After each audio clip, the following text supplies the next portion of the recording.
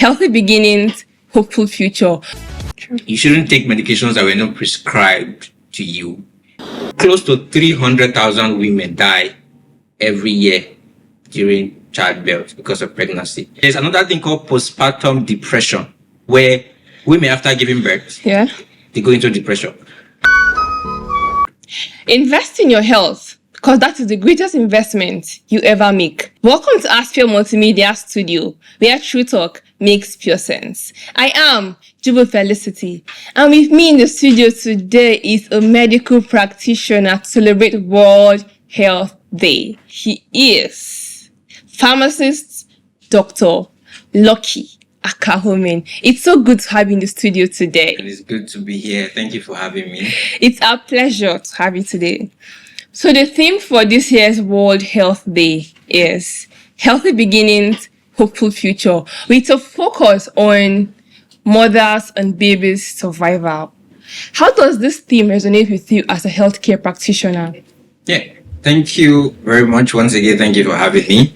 Now, the theme for this year by World Health Organization, it's so important. And as healthcare practitioner, what we are more concerned about is the health and well-being of the general populace, right? And this year is focusing on women and babies, their survival and them thriving, and focusing on how they can create awareness to curb any complications that may arise as a pregnant woman and for babies. So for me as a healthcare practitioner, it resonates with me in that we have an opportunity, a platform to spread the word out there, empower individuals to be able to take charge of their health and be well, especially for pregnant women. So as a pharmacist, right, we know that drugs, prescription, and all of that is a specialty. So it is no doubt that self-medication has become the order of the day. And this can cause harm to them, to their system, and probably adverse effects to their mental health. So what do you think can be done to solve this menace of self-medication? To answer that, you see, this problem of self-medication has been long on ground since time immemorial. Sure. Now, let's go back to our days growing up as mother days. When you tell your mom, my stomach is paining me, and she goes, take paracetamol. And you go, I think in my time, sorry, take flagyl rather, take flagyl for stomach pain. But then in my time, I think why I mentioned paracetamol is this. Every sickness goes with paracetamol. When my eyes is paining me, take paracetamol. My stomach is paining me, take paracetamol. My eye is itchy, take paracetamol. That happens. Self-medication played out. Or persons at some point develop symptoms, and then they go for a doctor to get a prescription, maybe diclofenac, for example, and then they took it and then they got well. And then the next year, your neighbor comes up with the same symptom, like, neighbor, that drug, you had the same, that drug, you used to have it, give me, let me take it, you know, and then take it. There's a problem. What we are trying to achieve in healthcare is individualizing therapy. Okay. That is, what works for A might not work for B, because we have different genetic makeup, body metabolism, different body structure, and all of that. So what works for A might not work for B. True. You shouldn't take medications that were not prescribed to you. And before you take medication, you have to be sure it is a doctor or a prescriber that prescribed it. And that's where we come in as pharmacists. We help you to ensure that your drugs that you are taking will not kill you. Talking about self-medication, there are complications and risk factors or risks that can play out. For example, you have antibiotics drug resistance, where people swallow antibiotics for small illness. Maybe they have catarrh, or they have small pimple, go and swallow them because they have small catarrh, swallow tetracycline, on the antibiotics, what have you. What happens is when you now have the serious disease, bacteria have now come, they have visited you in their full regalia. For example, sexually transmitted infection. You now go and take the doxycycline, take the tetracycline that you took when you never needed it. You know now work. Your body is now resistant. The microorganisms are now resistant to the drug. And so it no longer work for you. So you now be needing high, generations of antibiotics like vancomycin that are very expensive these days when you have resistance all over the place. So these are problems that can arise from self-medication. It's bad. You should seek healthcare practitioner's advice. Don't take, like they tell you, medications without doctor's prescriptions. All right, great. So let us come back to our focus for this year's World Health Day theme. Focus is on mothers and baby survival. Yeah. So what is the importance of mental health and then the dangers of self-medication to pregnant women? And how can they cope with stress and anxiety during pregnancy? Pregnant women, mental health and self-medications. You see, let's talk about mental health part, for example. For a pregnant woman, you have before pregnancy, during pregnancy, and after pregnancy. And during pregnancy, for example, when a woman gets pregnant, yes, their body system has changed. The way they do things change. For example, if you're a workaholic or a woman who works a lot and now you're pregnant, you can't do the things you used to do before. That can affect your mental state. And you're like, is this me? Look at the way I'm now. That can affect your mental health if care is not taken. Yeah. And so, what should you do? And there's another thing called postpartum depression, where women after giving birth, they go into depression. And symptoms goes like, they feel sad all of a sudden. They don't want to see the baby, the child.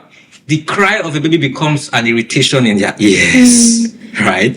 And, they just want to zone out. That's postpartum depression. It can happen to a large percentage of women, but not everybody it happens to. Okay. So in cases like that, in terms of mental health, what should be done? The goal of World Health Organization regarding this theme, Healthy Beginning, Hopeful Future, is listening to women and supporting families. Yeah. This is times where women need physical and emotional support.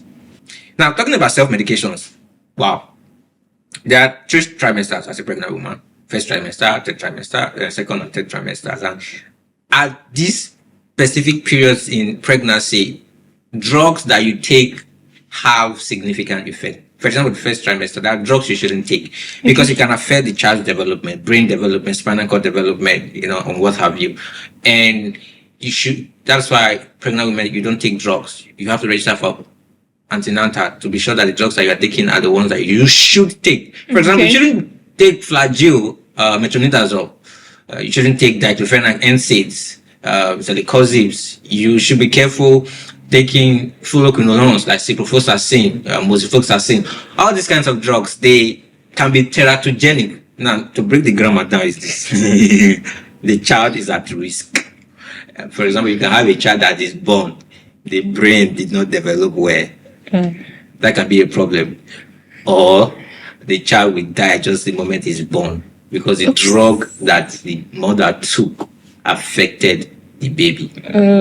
So this is where antenatal comes in, right? So certain drugs like folic acid should be taken regularly when you want to get pregnant, when you are pregnant. This helps the baby's brain development when the baby is born. Ascorbic acid. Then prenatal vitamins, right? They're good for the mother's health and they are good for the baby's, the fetus health.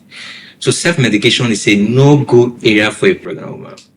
You heard him. Do not administer self-medication, especially as pregnant women, because ensure your survival and the baby's survival as well. All right, Pharmacist Dr. Lucky, to conclude, what message do you have for our audience on the importance of healthy beginnings, hopeful future? The message I have for you is this, and I like to say this everywhere I go to. Healthcare system in the world generally is, a bit somehow. And one thing you can do as an individual is to take control of your health. As a pregnant woman, for example, take control of your health. It's good. You do antenatal, do all that is necessary. For example, close to 300,000 women die every year during childbirth because of pregnancy. Wow. And over 2 million children die during their first month of being born. And that same amount of children also they die in the womb before they are born, stillbirth. So put together, that's one preventable death in 7 seconds, every 7 seconds. You see why this year's thing for World Health Organization is very important. We are concerned about your health as a woman. We are concerned about your survival and you thriving, not just you, your baby. And then the topic of, as individuals, take care of your health, take charge of your health. And because health, like they say, is wealth. Thank you. All right, thank you very much, Pharmacist Dr. Lucky Akahumen, for coming to the studio to talk to us, to educate us and enlighten us more that yes, general well-being is very important. Self-medication is a no-no, especially for you as a pregnant woman, because the theme for this year's World Health Day is Healthy Beginnings, Hopeful Future. We want the healthy babies to start a good beginning so we can have a good and hopeful future tomorrow.